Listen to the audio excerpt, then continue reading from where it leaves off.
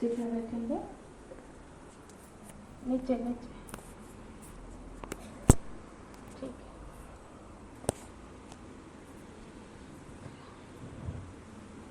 गहरी सांस लें, 3 बार ओंकार।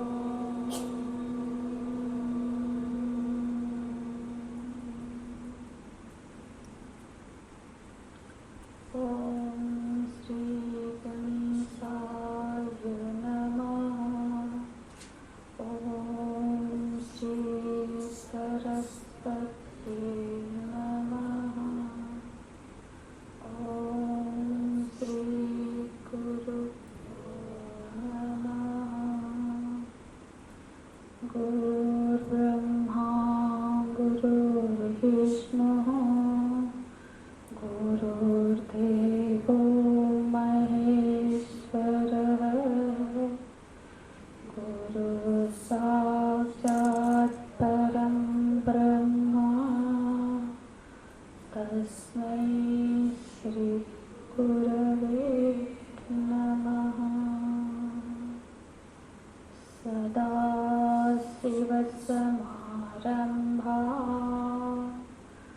शङ्कराचार्यमध्यमाम् अस्मदाचार्यपर्यन्ताम् वन्दे गुरुपरम्पराम्। वन्दे गुरुपरम्पराम्।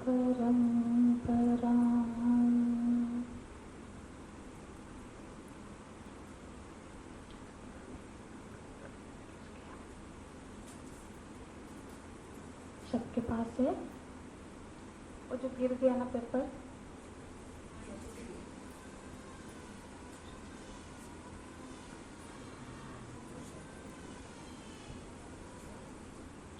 ओम श्री भगवानुवाच अहमेवास्मैवाग्रे नान्यत् यत् सदसत्परम् पश्चादहं यदेतच्च योऽवशिष्येत सोऽस्म्यहम् ऋतेतं यत्प्रतीयेत न प्रतीयेत चात्मनि तद्विद्यादात्मनो मायाम् यथा भासो यथा तमः यथा महान्ति भूतानि भूतेषु चावचेष्वनुं प्रविष्टान्यप्रविष्टानि तथा तेषु न तेष्वहम् एतावदेव जिज्ञास्यम् तत्त्वजिज्ञासुनात्मनः अन्वयप्यतिरेकाभ्याम् यत्स्यात् सर्वत्र सर्वदा। कृष्णं नारायणं वन्दे कृष्णं वन्दे व्रजप्रियं कृष्णं द्वैपायनं वन्दे कृष्णं वन्दे प्रीतासुतम्। सच्चिदानन्दरूपाय विश्वोत्पत्त्यादिहेतवे तापत्रयविनाशाय श्रीकृष्णाय वयं नमः। श्रीकृष्णाय वयं नमः।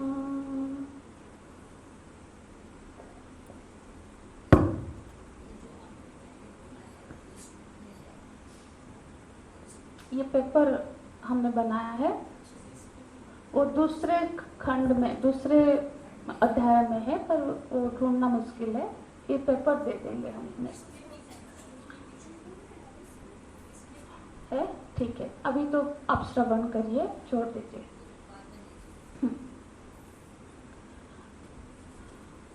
ग्रंथ के प्रारंभ में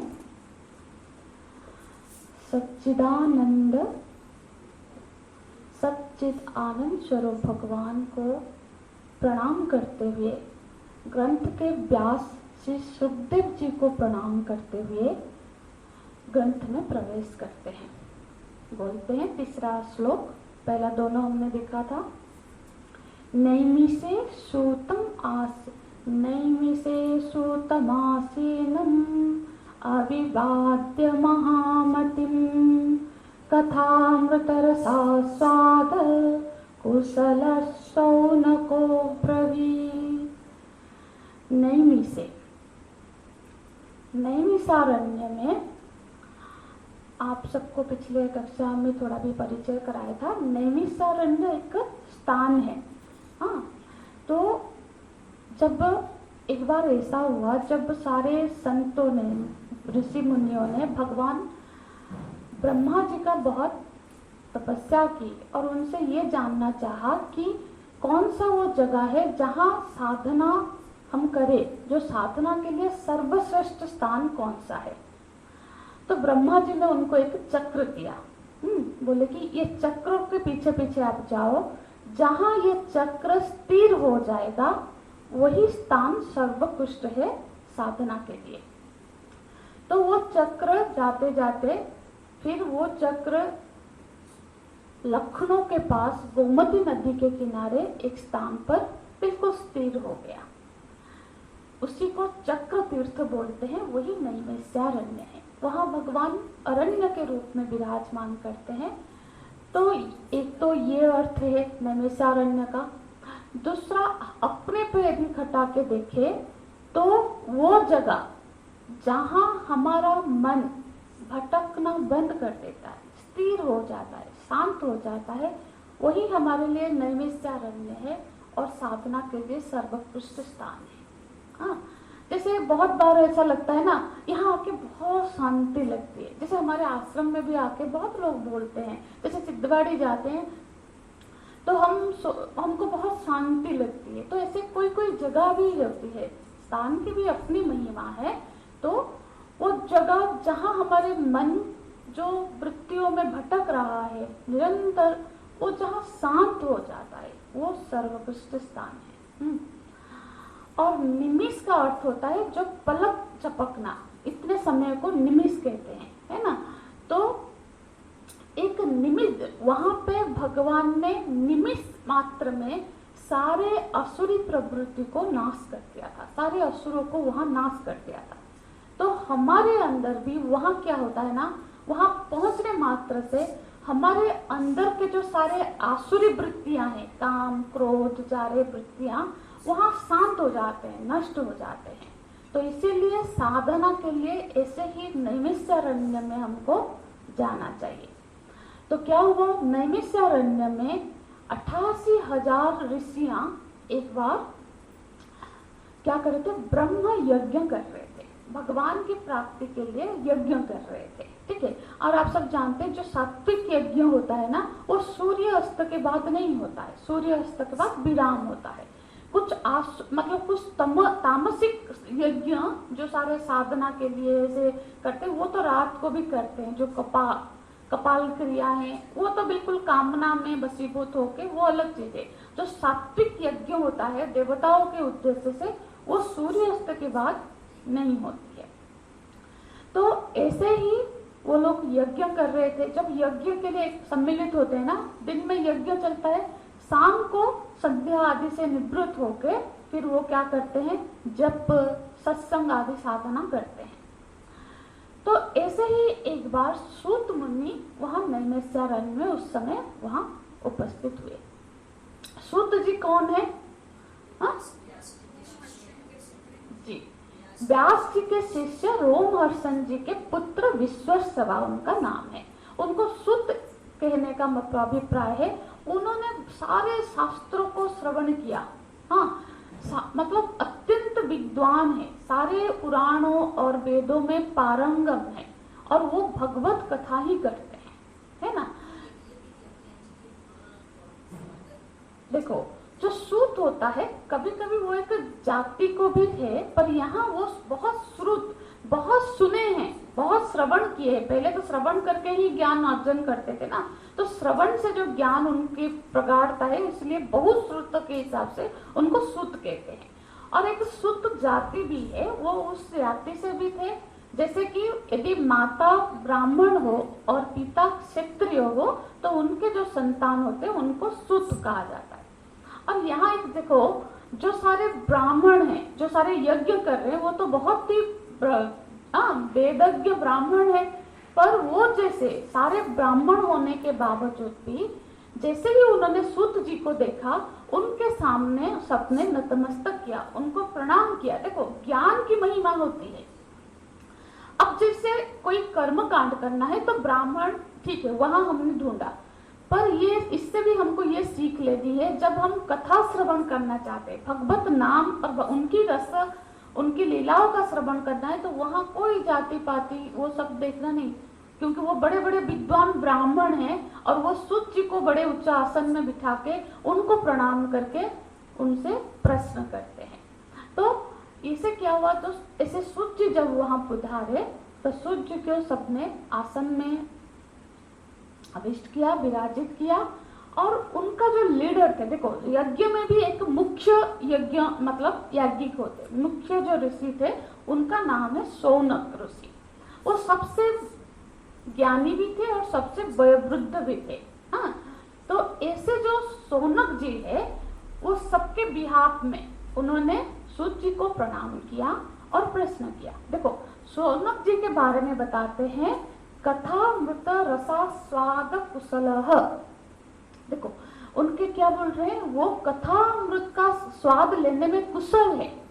देखो कुशल है माने, देखो एक तो हमने अभी तक सुना कि वो इतने बड़े यज्ञ, जो 88,000 यज्ञ ब्रह्म यज्ञ हो रहा है, उसका लीडर है, तो उनकी ज्ञान क्या होगी। हाँ बिल्कुल वेदज्ञ होंगे, वो वेद में पारंगम होंगे, पर वो ऐसे बैठते हैं जब कथा सुनते हैं कि मुझे जैसे कुछ नहीं आता है।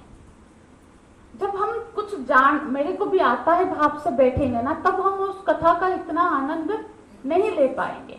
बिल्कुल सीखने की, जैसे कि मैं जो सुन रही हूँ, मैं अब जब भागवत की कथा है हम सबको आता है, पर यहाँ हम एकत्रित हुए कि भगवान के नाम, उनकी महिमा, उनका रस हम ले।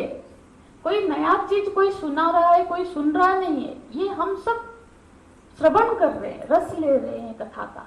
तो इस तरह की भाव से वो बैठे हैं। जब कथा चल रही है तो एक बात और भी सुन लेते हैं, जब हम कथा सुनते हैं ना, तब में भी कुछ नियम है। जैसे कथा सुनने में 3 चीज अनिवार्य होनी चाहिए।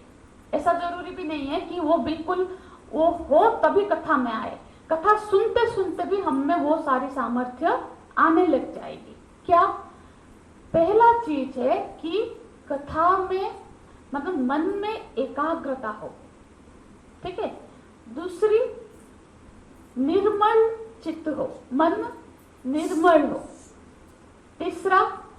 तीसरा है कि बिल्कुल अनुकूल मनन हो।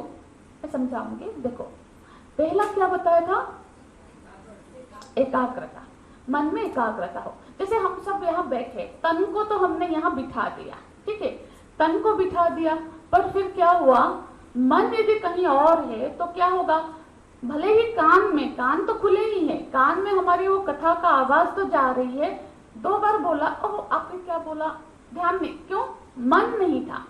बहुत जहां मन नहीं होगा ना, वो चीज को हम उसको समझ नहीं सकते।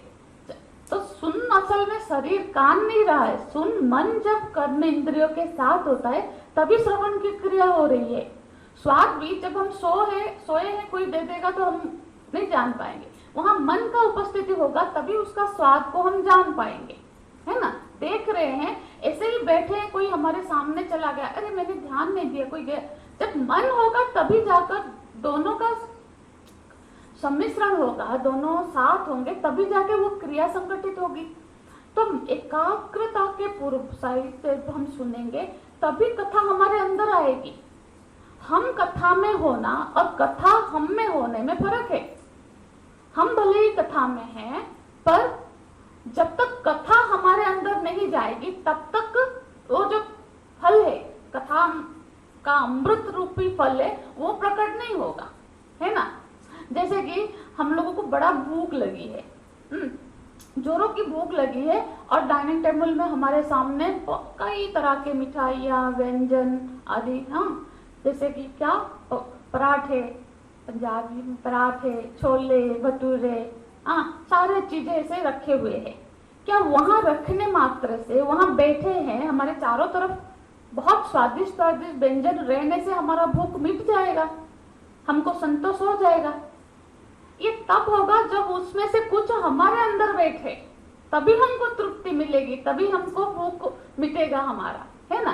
तो ऐसे ही कथा भी चारों तरफ हो रही है, ठीक है, हम है तो कुछ ना कुछ तो कान में फिर भूल भटके जाएगा, पर आनंद उसका फल तब घटेगा जब कुछ कथा हमारे अंदर प्रवेश कर जाए। जैसे भोजन अंदर जाएगा तभी हमारा भूख मिटेगा, है ना। तो इसी तरह से अब भोजन तो कर लिया, कथा तो सुना, पर वो वहां टिकना भी तो चाहिए ना, पात्र भी तो चाहिए। तो पात्र ना हो, जैसे हमको प्रसाद मिलता है तो हम कुछ ले जाते हैं कि कुछ और लोगों को भी बांटे प्रसाद, तो हम एक साफ चीज ढूंढते हैं जिसमें हम भर के लेके जाए। तो एक पात्र चाहिए जिसमें वो रखे, भरे। तो पात्र क्या है? निर्मल चित्त।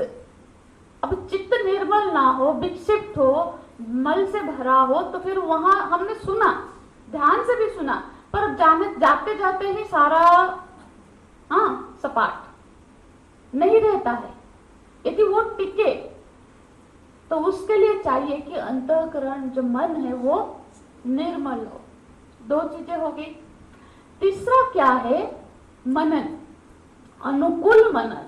देखो, दो चीजें होती है। एक तो जब हम कोई चीज को ग्रहण करना नहीं चाहते हैं ना, किसी में दोष ढूंढना ही चाहे ना, हम बहुत सारा मन हमको ऑप्शन देगा, अरे यहाँ ठीक नहीं था, इतने ही आए। जो दोष ढूंढना माने नेगेटिव थिंकिंग, अनुकूल माने पॉजिटिव थिंकिंग हो। मतलब जो चीज हमने शास्त्र से सुना है, भले ही हमको अभी ग्रहण नहीं हो रहा है, समझ में नहीं आ रहा है, पर हमारी मनन इस तरह से हो कि उसको हम एक्सेप्ट करें, उसको डिनाई करने की तरफ ही जाएगा मन, उसको रिजेक्ट ही करता जाएगा, तो फिर तो वो कथा हमें घटेगी नहीं। तो ये जब तीनों चीजें होगी तभी जाकर हम उसका, जो भी कथा का, ज्ञान का, सत्संग का पूर्ण लाभ उठा पाएंगे, है ना। तो यहाँ बोल रहे हैं कैसे है वो कुशल है। एक कुशल का व्याख्या थी। कुशल माने जब ऐसे तीनों चीजें हो जाते हैं उनको हम बोलेंगे कथा रस मतलब स्वाद कुशल। अब सोनक जी प्रश्न करते हैं। सोनक जी बोलते हैं, प्रश्न तो बाद में, पहले बोलते हैं। क्या बोलते हैं? पहले प्रणाम करके बोलते हैं, अज्ञान द्वंत विध्वंस कोटि सूर्य समप्रभ श्रुताक्षाहि कथा सारम मम कर्ण रसायनम। बोल रहे हैं भगवान, ये जो सूर्य देव है, ये तो बाहर के जगत के अंधकार को दूर कर देने वाले हैं। ये तो जगत के अंधकार को दूर करने में सक्षम है, पर हमारे जो अंतःकरण में अज्ञान रूपी अंधकार है हमारी बुद्धि में, उसको ये सूर्य दूर नहीं कर पा रहा है। और आपका ज्ञान कैसा है? कोटि सूर्य समप्रभ, प्रभ माने ज्ञान। आपका जो ज्ञान है वो कोटि सूर्य के समान है। तो उस सूर्य की किरणों से आप हमारे ये जो अंदर के अंधकार है उसको, ये जो अज्ञान रूपी अंधकार है उसको उस किरण से आप दूर कर दीजिए। इसलिए श्रुताक्षाहि आप व्याख्या करिए। क्या? कथा सारम मम कर्ण रसायनम। क्योंकि मेरे कर्ण को रस भर दे। हाँ, रसोपी सह वेद में भी आता है, ये रस है। भगवान का जो कथा है, भगवान का जो वर्णन है, वो रस है, वो लेना आना चाहिए, है ना। तो ऐसा जो हमारे कर्णों को रस, वो रस मुख से नहीं कान से पी जाती है ना। तो ऐसा जो स्वादिष्ट रस है, देखो कथा भी, कथा समझ लीजिए, कथा माने क्या समझते हैं हम? कथा माने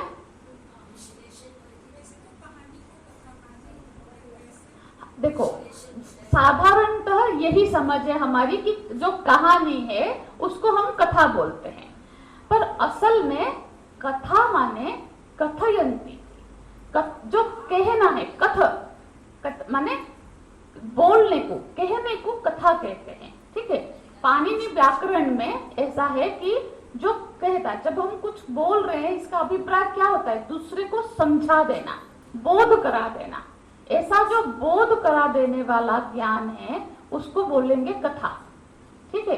तो ऐसे जो कथा है, दूसरी बात है जो वेदों में जब कथा शब्द आती है, ऋग्वेद में भी 10-20 जगहों पे कथा शब्द आते हैं। कथा का अर्थ होता है कथ, क्या, कैसे है।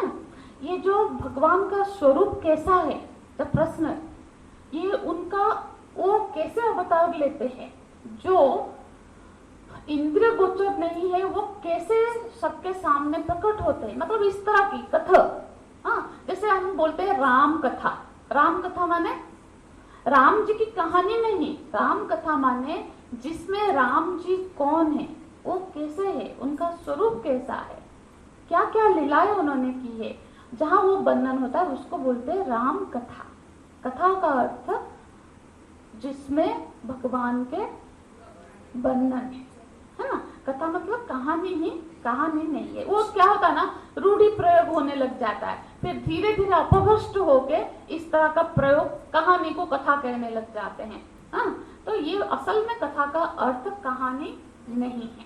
हाँ, कहानी होता है जिसको काल्पनिक है, मनगढ़ंत, एक राजा था उसने ऐसा किया, उसमें कोई सत्यता हो जरूरी नहीं है, वो कहानी हो सकती है।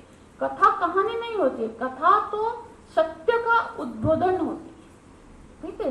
तो बोल रहे हैं कथा सारम, कथा का सार बताइए, क्योंकि भगवान की कथा तो अनंत है। इसीलिए आप देखो कथा भी जो होती है, जो जैसे व्याख्या होती है ना, तो दो तरीके से होती है। एक होती है व्यास और एक होती है समास। व्यास माने बहुत विस्तार करके बताना, समास माने उसको शॉर्टकट करके, समराइज करके बता देना। तो वो बोल रहे आप ना शॉर्टकट में बताओ, हमको सार बताओ कथा का। तो क्या बताएं? तो कुछ प्रश्न करते हैं। भक्ति ज्ञान विरागाप्तो विवेको वर्धते महान, माया मोह निरासश्च वैष्णवे क्रियते कथम, इह घोरे कलो प्रायो जीवस्यासुरतां गतः, क्लेशाक्रान्तस्य तस्यैव शोधने किं परायणम्। 4 प्रश्न करते हैं। बोलते हैं ऐसा साधना हमको बताइए। ये प्रश्न पहले समझ लीजिए, प्रश्न की विस्तृति आएगी। हम प्रश्न में साधना पूछ रहे हैं कि ऐसा साधना आप कृपा करके हमें बताइए जिससे ज्ञान वैराग्य विवेक बढ़ जाए हमारा, है ना। ज्ञान वैराग्य और विवेक को वृद्धि करने वाला साधना कौन है? जो वैष्णव लोग करते हैं। और ऐसा कौन सा, हम ऐसा क्या करें जिससे कि माया मोह निरासश्च, हमारा माया, हम जो माया से ग्रसित है, हमको जो मोह ने ग्रास कर रखा है, हमारा ये माया मोह छूट जाए, ऐसा हम क्या करें? 2 हो गए।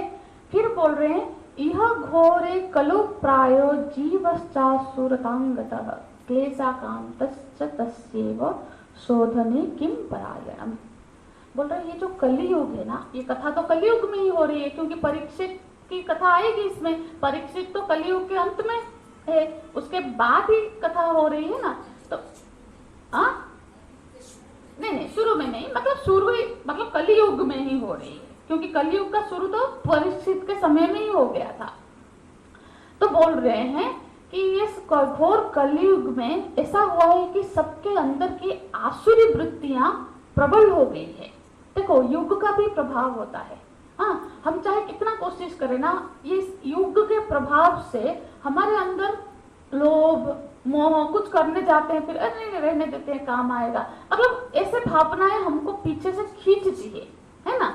जैसे ही हम उससे हटने की कोशिश करते हैं, जैसे मानो कि सारा कुछ चीजें हमें उसमें और ज्यादा डुबाने की कोशिश करती है, सपोर्टिव नहीं है। सत्य युग में सत्व का इतना प्रभाव होता है कि वहां जो ये सारी भावनाएं है ना, बड़े क्षुद्र, सभी मैक्सिमम लोग सत्व गुण प्रधान होते थे। अब मैक्सिमम छल कपट इसमें ही डूबे रहते हैं। तो बोलते हैं क्योंकि ये कली के प्रभाव से लोगों के मन में जो आसुरी भावनाएं हैं वो प्रबल हो रही है। तो ऐसा क्या हम कर सके कलयुग में जिससे कि ये आसुरी भावनाओं का नाश हो जाए, समाप्त हो। और अंत में बोलते हैं श्रेयांसम यस श्रोतयः पावनानं च पावनम कृष्ण प्रीतिकरम शाश्वत साधनम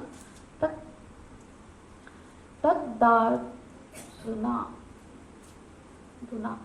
तो वो बोल रहे हैं कि ऐसा कौन सा साधना है जिससे कि भगवान को कृष्ण प्रीतिकरम, भगवान की अत्यंत प्रिय है।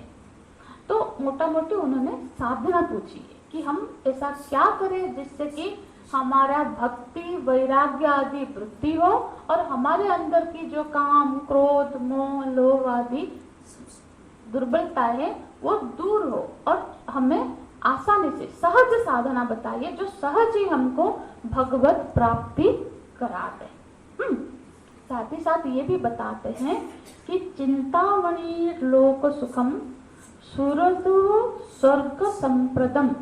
देखो, जो चिंतामणि है, एक मणि का नाम चिंतामणि है। जब कोई किसी के पास वो होता है तो क्या होता है, वो हाथ में लिए बस उसके पास है, मतलब वहां उसके सम्मुख कुछ भी चिंता करो, कुछ भी मन में विश करो, वो पूरा हो जाता है। उसको पूरा करने की सामर्थ्य चिंतामणि में है। और एक है कल्प वृक्ष। अब सब सुने हो, स्वर्ग में कल्प वृक्ष है। कल्प वृक्ष के जाके नीचे जो भी इच्छा करो, स्वर्ग भी चाहो तो वो स्वर्ग को भी तुरंत स्वर्ग का राजा बना सकता है। ऐसा कल्प वृक्ष की सामर्थ्य है। अभी भी कल्प वृक्ष 2 जगहों पे है। एक पूरी श्री मंदिर में बट वृक्ष, कल्प बट वृक्ष है वो, और दूसरा प्रयागराज में है। वो शायद लोगों के लिए अभी बंद है, जाने नहीं देते हैं, पर है वो जो किले के अंदर है। तो ऐसा जो कल्प वृक्ष है, पर वो बोलते हैं ऐसे जो है ना, ये स्वर्ग तक सुख दे सकता है, पर ना चिंतामणि में ये सामर्थ्य है, ना कल्प वृक्ष में ये सामर्थ्य है कि वो भगवान को प्राप्त करा दे। ये सामर्थ्य तो सिर्फ गुरु के पास है। गुरु यदि चाहे तो वो भगवान से मिलाने के सामर्थ्य रखते हैं, और आपके पास तो ऐसे गुरुओं की कृपा है, तो इसीलिए आप भी हमको कृपा करके भगवान से मिलने का वो साधन हमें बताइए। अब जब ऐसे प्रश्न करते हैं तब सुत जी बोलते हैं, सुत उवाच। ठीक है, देखो शास्त्रों में ये बताया गया है कि कोई ना पूछे तब तक नहीं बताना चाहिए जब तक तो कोई पूछ नहीं रहा है।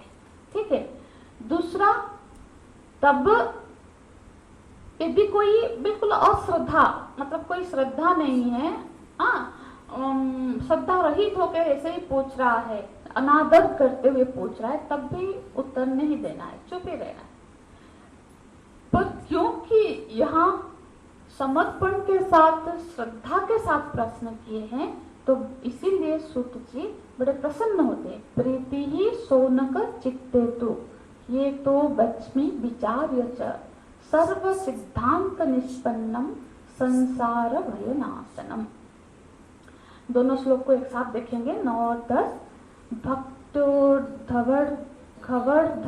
यच्च कृष्ण संतोष हेतुकम तदहम तेभिधास्यामि सावधानतया सुनो, सावधान से सुनो।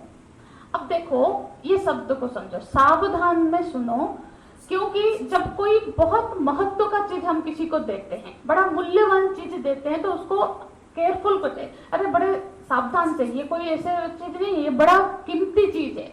इसलिए जब हम किसी को बहुत कीमती वस्तु देते हैं, बहुत ही महत्वपूर्ण वस्तु देते हैं, तब उसको बोलते हैं बड़ा केयरफुल बेटा, ये कोई छोटा मोटा चीज नहीं है जो हम आपको दे रहे हैं। इसी तरह से क्योंकि अब वो बहुत ही महत्वपूर्ण, सबसे महत्वपूर्ण विषय बताने जा रहे हैं, इसलिए बहुत सावधान कर रहे हैं। एक क्यों महत्वपूर्ण है, देखो 4 चीज बता रहे हैं, बताते हैं। सर्व सिद्धांत निष्पन्नम, महत्वपूर्ण इसलिए है क्योंकि वो सर्व सिद्धांतों का जो निष्पन्न है, निष्कर्ष है, वो भागवत है, वो मैं बताने जा रहा हूं। और संसार भय नाशनम, जो संसार का भय है, जो उसका नाश करते। संसार का भय क्या है पता है? संसार में सबको मृत्यु का भय है। देखो सब जानते हैं, संसार माने जो संसरते इति संसार, जो सरक रहा है, प्रति क्षण नष्ट हो रहा है, उसका नाम संसार है।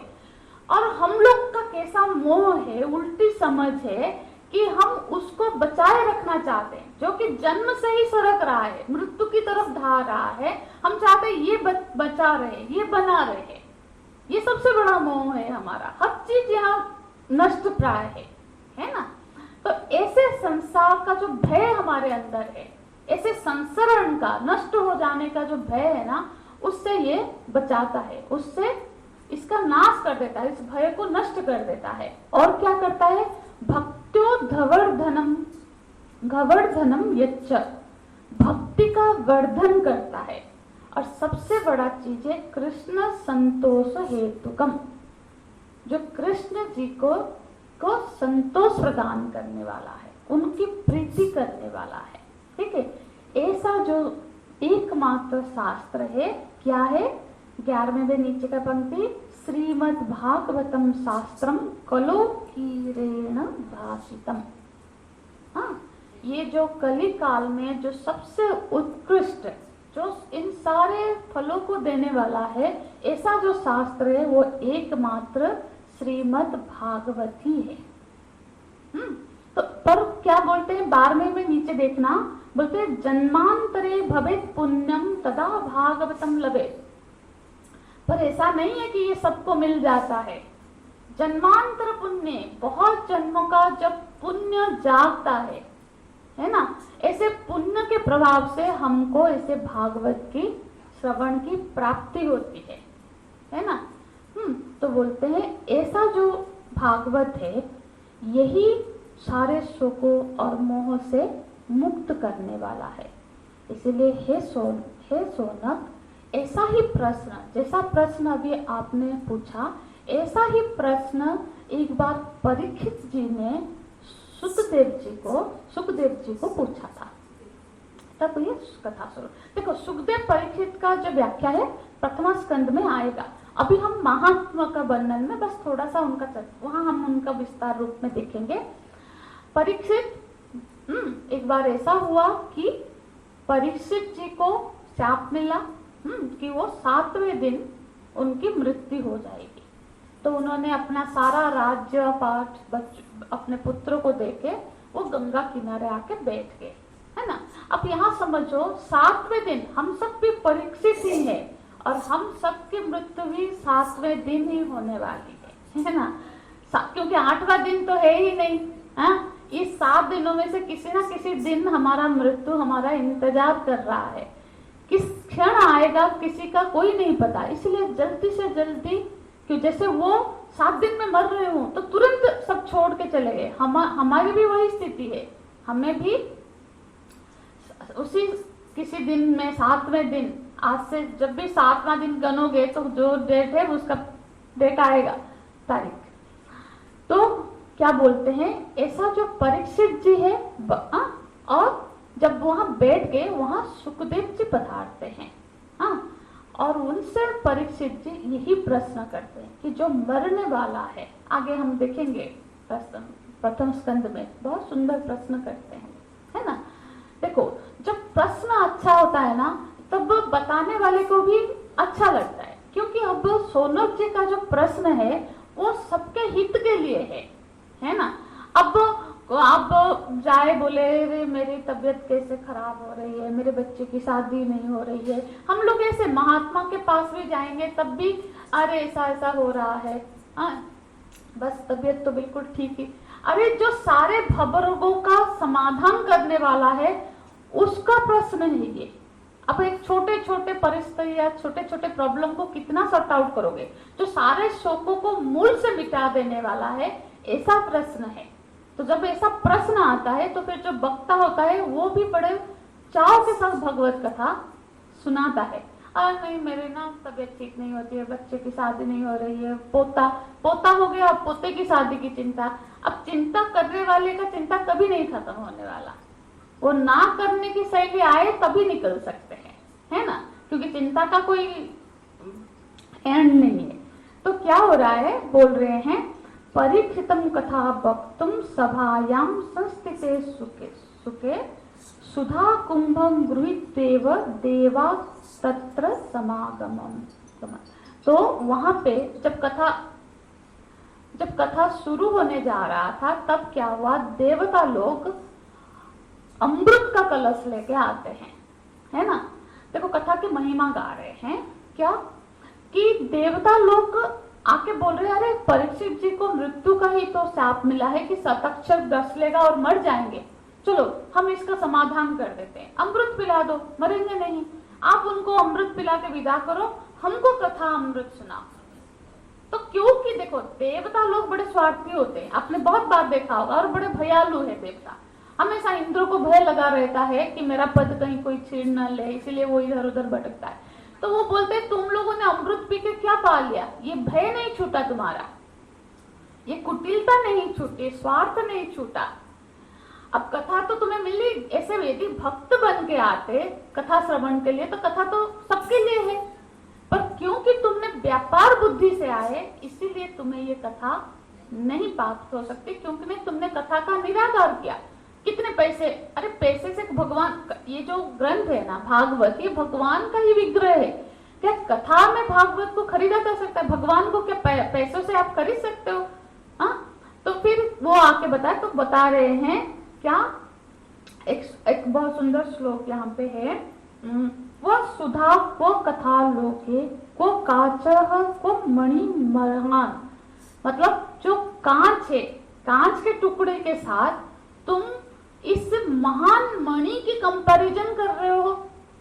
ये कथा महान मणि है और ये जो तुम अमृत लेके आए हो वो उसके सामने कांच का टुकड़ा है, तो कांच के टुकड़े के बदले में तुम ये महान मणि खरीदने आए हो, और क्योंकि तुम व्यापार बुद्धि से आए हो इसीलिए कथा श्रवण के तुम अधिकारी नहीं हो। और फिर देवता लोग लौट जाते हैं और भगवान शिवदेव जी परीक्षित जी को कथा सुनाते हैं 7 दिन का, और परीक्षित जी की मुक्ति हो जाती है। ये सुन के सोनक जी फिर प्रश्न करते हैं कि भगवान ये 7 दिन कथा का क्यों विधान है, ये विधान कैसा पड़ा कि इतना बड़ा ग्रंथ है तो 7 दिन में सुनो, और वो मुक्ति कर देने वाला होता है, क्योंकि परीक्षित तो 7 दिन सुना, तो ये कैसे शुरू हुआ, इस कृपा करके मुझे ये विस्तार से बताइए। फिर भगवान सुखदेव जी बताते हैं कि एक बार ऐसा हुआ कि एक बार सनत सनातन जो 4 भाई है, क्या क्या नाम है, सनत सनंदन सनातन सनत कुमार, ये 4 ब्रह्मा जी के मानस पुत्र है ना। वो ऐसे ही बद्रीनाथ, अभी के जो बद्रीनाथ है वहां बद्रिका आश्रम में विचरण कर रहे थे, वहां एकांत साधना के लिए गए थे, ऐसे विचरण कर रहे थे। तो उन्होंने क्या किया, जब विचरण कर रहे थे तब उन्होंने नारद जी को देखा। नारद जी बड़े तत्परता से जल्दी जा रहे थे, और जल्दी जा रहे थे, और उनके मन में, उनके चेहरे पे थोड़ा सा दुख दिख रहा था, चिंताग्रस्त दिख रहे थे। तो उनको ऐसा देख के बड़ा आश्चर्य हुआ कि अरे नारद जी चिंताग्रस्त क्यों हुए, है ना। वो उनके पास गए और बोले, तो नारद जी उनको प्रणाम किए, नारद जी से वो बड़े हैं, क्योंकि ब्रह्मा जी के मानस पुत्र सनत सनातन भी है और नारद जी भी है, तो उनके बड़े भाई है। और फिर उन्होंने कहा, बड़े आश्चर्य की बात है नारद, आपके चेहरे पर इतना चिंता दिख रही है और आप ये जल्दी जल्दी कहाँ जा रहे हो, है ना। क्योंकि जो चिंता है, ऐसा दिख रहा है मानो कि कोई कृपण आदमी का बहुत बड़ा धन खो गया है। मैं बस ऐसे अर्थ कर देती हूँ, आप एक एक श्लोक देख सकते हैं, सारे श्लोकों को ही कवर कर रहे हैं कथा में। तो आप बड़े चिंताग्रस्त देख रहे हैं कि जैसे कोई कृपण आदमी का कुछ खो जाता है तो वो कितना व्याकुल हो जाता है, चिंतित हो जाता है। और जो आप है, जो साधु है, उसका धन क्या है? उसका धन जो है वो कभी कोई चोरी तो कर नहीं सकता है ना। वो हमारो धन श्री राधे गाते हैं ना वृंदावन में, हमारा तो बड़ा धन है ये नाम, भगवान का नाम। और नारद जी तो हमेशा भगवान का नाम लेते रहते हैं, वही सबसे बड़ा धन है साधु का, उसको तो कभी कोई चोरी नहीं कर सकता। और जो चोरी होने वाला धन तो साधु के पास होता नहीं है, तो ऐसा तो है नहीं। पर आपके मुखमंडल में जो दुख, जो चिंता दिख रही है, इससे लग रहा है कि जैसे कि कुछ आपका खो गया है। और यदि आप साधु संत लोग होके, साधु यदि चिंतित दिखे, अब संसार में जब वो कोई चिंतित होता है वो तो साधु संत के पास आता है कि थोड़ा सा हमको अच्छा लगे, वो कुछ गाइड कर दे। अब साधु ही चिंता हो करे तो संसारी लोग कहाँ जाएंगे, है ना। तो इसी तरह से उनको फिर पूछते हैं कि जरूर कोई बात है, आप जल्दी से हमें आपका चिंता का कारण बताइए। जब ऐसे सनातन जी प्रश्न करते हैं, तब जाके नारद जी उनको प्रणाम करते हैं, बोलते हैं, भैया मैं थोड़ी सी चिंताग्रस्त हूँ, क्योंकि मैं धरती पर आया था कुछ सत्संग ढूंढने। वो तो भ्रमण करते रहते हैं ना, तो मैं धरती पर बस साधु संतों के साथ संसर्ग करने के लिए आया था। और मैंने पूरा धरती के सारे तीर्थ सब कहीं घूमा। अब कली का ऐसा प्रभाव धरती में, इसका बड़ा सुंदर बहुत सारा वर्णन किया गया है, हम कुछ ही पॉइंट लेंगे। ऐसा यहाँ कली का प्रभाव हो गया है कि तीर्थ में भी कहीं शांति नहीं है, वहां पर भी सारे पाखंड भरे हुए हैं। पाखंड माने जो पाप का खंड है, उसको पाखंड बोलते हैं, मतलब जो खुद ही पाप रूप ही हो गए हैं। आप अभी आजकल तीर्थ में भी जाओ तो वहां व्यापार, चोरी, कोई कैसे ठग रहा है, मतलब जो कि तीर्थ के अनुकूल नहीं है ना। तो बोले कि तीर्थों में भी कहीं शांति नहीं मिली मुझे, मैंने सारे जगह ढूंढा, कोई सत्संग कहीं हो ही नहीं रहा है। मतलब असल सत्संग जो होता है, ऐसा तो कोई सत्संग ही मुझे नहीं दिखा। सिर्फ, और सब लोग इतने आलसी हो गए हैं, मतलब एक तो दूसरे व्यवहारिक चीजों में बड़े कर्मठ, सुबह से रात तक खट रहे हैं सिर्फ पेट के लिए, पर जो अपने श्रेय का विषय है उसमें बहुत ही आलस्य। जप करने को बोलो, अरे समय नहीं है, जप तप पूजा पाठ आदि में पूरे आलस्य। मतलब ऐसा नहीं कि कुछ नहीं कर रहे, बाकी सारा चीज कर लेते हैं व्यवहारिक। अभी कोई भी काम आया तो भाग के गाड़ी लेके घूमेंगे, अब यहाँ नहीं, आज चलो छोड़ देते हैं, आज बारिश हो रही है, आज, मतलब हर चीज में मतलब आलस्य ऐसा ग्रस्त कर गया है कि साधना के लिए आलस्य। बच्चों को भी बोलो, अरे सूर्य को जल चढ़ा दे स्नान करके, इतना सा छोटा काम नहीं होगा। और जा वहां खेल के आ जा, वहां चले जा, क्लब में चला जा, वो भी तो मेहनत का काम है ना, वहां आलस्य नहीं हो रही है। तो बोले अपने श्रेय के लिए बड़े आलस्य है, जो उनको श्रेय मार्ग में ले जाए उसमें आलस्यता है, और व्यवहार में दिन रात गधों जैसे खट रहे हैं। ऐसा कलियुग का प्रभाव। और बहुत सारे नारी का उसका सारा वर्णन करते हैं, कली का प्रभाव किस तरह से है। तो ऐसे जब मैं घूमते घूमते एक जगह पहुंचा वृंदावन में, है ना। जब मैं वृंदावन में पहुंचा तब मेरी भेंट एक युवती से हुई। तो वो उसके पास दो वृद्ध लेटे पड़े थे। मुझे बड़ा आश्चर्य हुआ, और वो युवती रो रही थी। और उसकी जब जैसे ही मुझ पे नजर पड़ी वो बोली, भो साधो, हाँ, भो साधो क्षणम तिष्ठ, हे साधु आप कहाँ जा रहे हो, थोड़ी देर रुको। हाँ, क्योंकि साधु का दर्शन बड़े पुण्य से होता है। और तो फिर मैं उसके पास गया और उससे पूछा, और उसके चारों तरफ बहुत सारी दासी दासी उसकी सेवा कर रहे थे। मैंने पूछा, आप कौन हो देवी? तो उसने कहा, अहम भक्ति रीति ख्याता, मेरा नाम भक्ति है, मैं भक्ति के नाम से ख्यात हूँ। और ये जो मेरे सेवा कर रहे हैं ये सब, हाँ, यमुना गंगा आदि नदियां हैं, हाँ, जो मनुष्य रूप में मेरी सेवा कर रहे हैं। और ये जो मेरे दोनों जो वृद्ध है ये मेरे बच्चे हैं, ज्ञान और वैराग्य, जो वृद्ध हो गए हैं, है ना। इसीलिए मैं रो रही हूँ क्योंकि मैं माता हो के युवती हूँ और मेरे पुत्र वृद्ध हो गए हैं। फिर वो अपनी कथा सुनाती है ना। अब देखो, भक्ति ज्ञान वैराग्य वृद्ध कब होते हैं?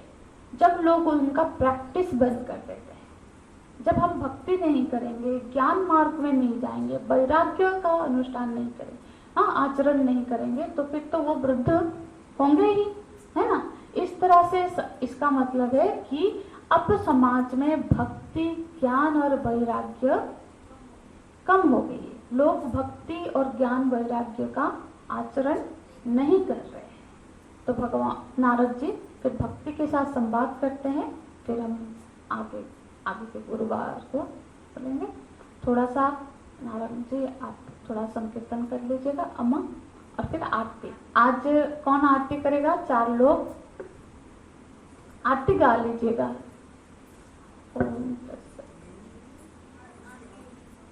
आरती, हाँ, भागवत की आरती। ओम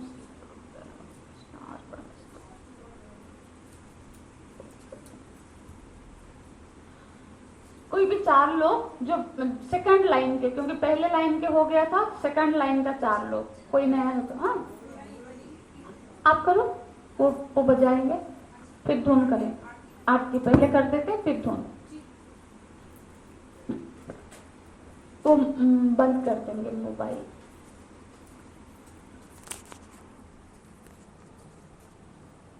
हाँ, हाँ, हाँ, यही